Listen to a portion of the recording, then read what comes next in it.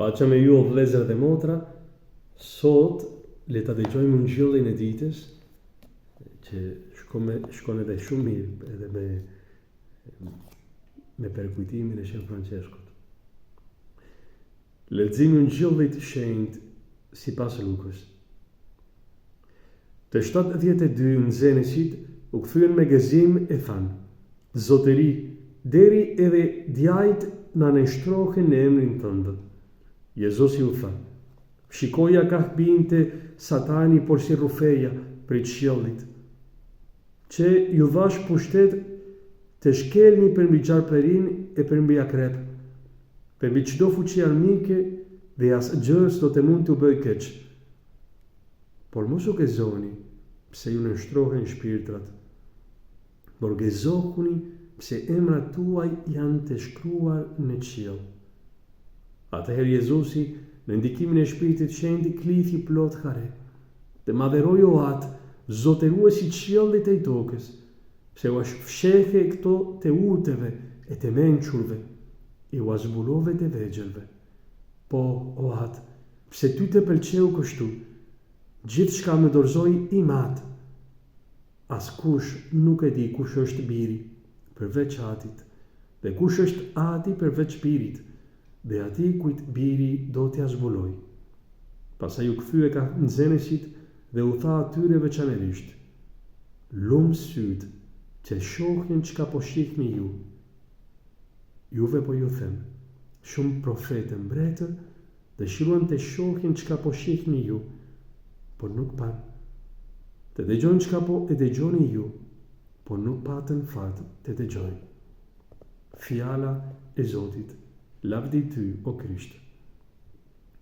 Vëllezër dhe motra, Zoti ka pas dëshirë me zbulu thesarin e madh e mbretërisë së qiellit, domethënë e intimitetit e vet, të vegjëlve, të varfërve. Ata që janë se bëhen si fëmijë, si ka ba edhe Shën Francesku. Edhe Krishti dëshiron që ne të vendosim gëzimin ton në vendin e duhur. Si ka pas Shën Francesku. Shën Francesku ka pas dëshiren me çdo gjë në varfërinë e vet, vetëm dëshira e fundit është kjo, qëllimi. Me kemë Jezusin mu përngjaj ati. Sepse thesari madh është vetë Jezusi. Ai, Zoti bën shumë gjëra të mrekullueshme në jetën tonë, për të cilat ne kena nevojë me kënë në falënderim, në mirënjohje, edhe me gëzu për këto gjëra. Por themeli, ku vendosim të vërtetë në rrenja e gëzimit tonë, shkaku gëzimit tonë, ka me kënë vetë Jezusi. Vetëm mbretëria e qiellit, fakti që emrat tanë janë të shkruar në qiell. Dishepujt kanë kthyer, ungjilli në konteksti është kthimi i dishepujve mbas ungjillëzimit. Edhe ata kanë parë që në emrin e Jezusit kanë bërë shumë mrekulli, sa shpirtrat ju nështruan atyre. Kanë parë me të vërtet pushtetin e ungjillit.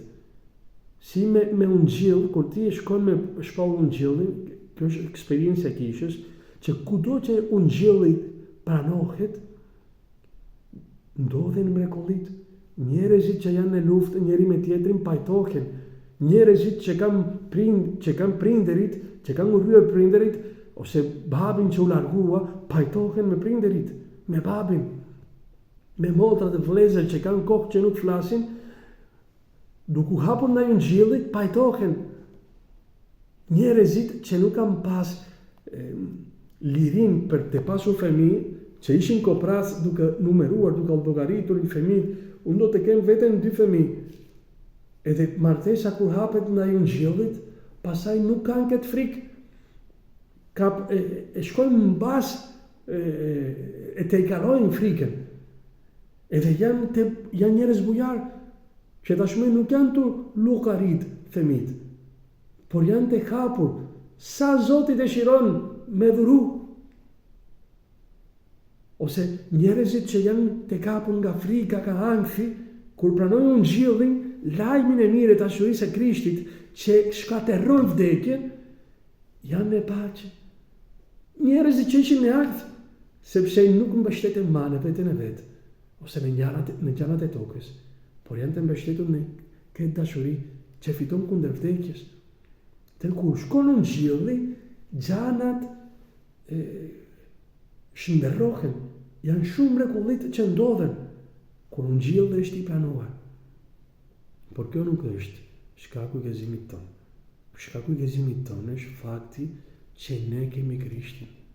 Sepse mund të ndodh edhe që edhe ne që jemi duke pranuar gjithmonë më shumë ungjillin, që kena pranuar edhe kena nevojë akoma më ushqy gjithmonë më shumë prej ungjillit, mund të ndodh që ne edhe si misionar të mos kemi sukses. Do të thënë që edhe të mos shohim frytet e njerëzve që pranojnë një lajm që ne japim. Është mundur këtë punë. Edhe ka edhe misionar që shkojnë në vendet e vështira për të pranuar ungjillin, që pasaj edhe eksperimentojnë edhe të shperimin, sepse nuk shohin aty për aty frytet.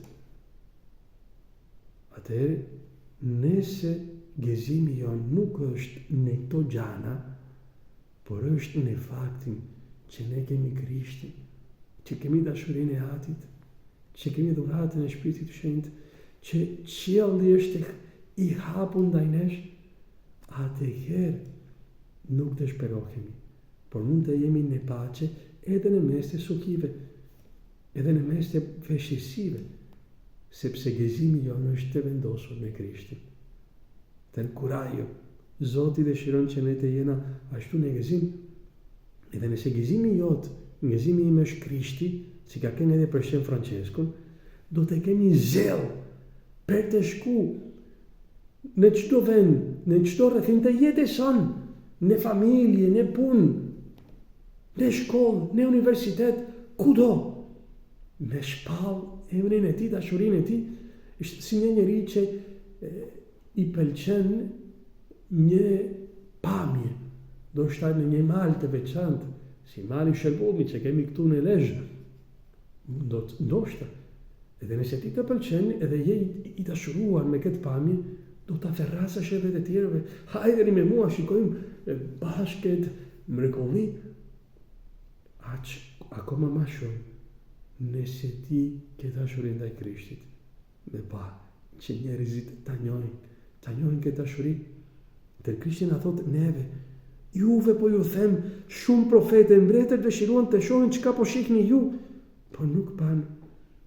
Atinti sa njerëzit sot nuk kanë asnjë kuptim në jetën, nuk ndihen të dashur nga askush, edhe ti ke dashurinë e Krishtit.